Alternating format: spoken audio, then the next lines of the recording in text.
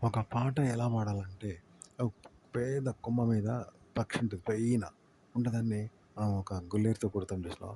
కొడితే అది ఎట్లా పడతదా అంత ఈజీయా? పడదు కదా! పైనున్న పక్షిని నేల గుర్తించాలంటే గుల్లేరుతో కొట్టాలంటే, రాయితో కొట్టాలంటే గురిపెట్టి కొట్టాలి కదా!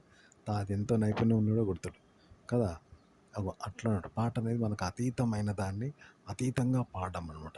అలా పాడాలి. గురిపెట్టి కొట్టడం పైనున్న పక్షిని. అలాంటిదనమాట.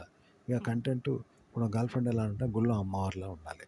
గుళ్ళో అమ్మవారంటే అడిగిన వరాలను ఇస్తది గానీ అమ్మవారు క కోపగించదు కదా! క్షమించేదే గానీ కోపగించదు కదా! అలాంటి గర్ల్ ఫ్రెండ్ కావాలి అబ్బాయికి. అమ్మాయి అనుగ్రహం ఉంటే అబ్బాయికి ఒక పండుగనమాట. కెమెరా ముందు ఒక విషయాన్ని కూడా ఇలాగే మాట్లాడాలనమాట. ఓకే.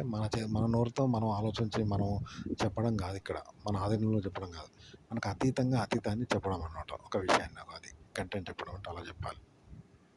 అతీతాన్ని అతీతంగా చెప్పడం అంటే ఇప్పుడు చెప్పాను కదా! పక్షిని కొట్టాలంటే ఏంది పైన కొమ్మ మీద పక్షిని కొడితే ఎట్లుంటది తాకుతదా? మన చేతిలో ఉన్నది దగ్గరన్నది కొడతాం గానీ, అతీతంగా ఉన్నది అతీతంగా రాయితో కొడితే అక్కడ తాకాలంటే ఎంత కష్టం?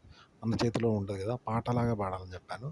కంటెంట్ కూడా అలాగే చెప్పాలి కెమెరా ముందు. అంటే ఉదాహరణకు మనం చలిలో పోతాం. గజగజ వణుకుతా ఉంటాం చలిలో. వణుకుతూ, వణుకుతూ ఉంటాం. ఆ తర్వాత ఇంట్లోకొచ్చి వేడిలోకి ఉన్న తర్వాత కూడా వణుకుతామా? వణకం కదా! మంచిగుంటాం.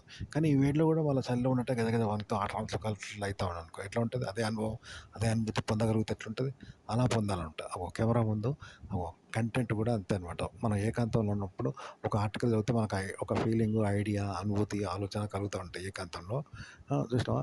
అది కెమెరా ముందు కూడా ఉండి అలాగే మాట్లాడుతూ ఉండాలి. అదే అనుభూతి, అదే ఆలోచనతో, అదే అనుభవంతో అలా నోరు కదులుతూ ఉండాలనమాట. అట్లా మాట్లాడితే కంటెంట్ చెప్పడం అంటారు.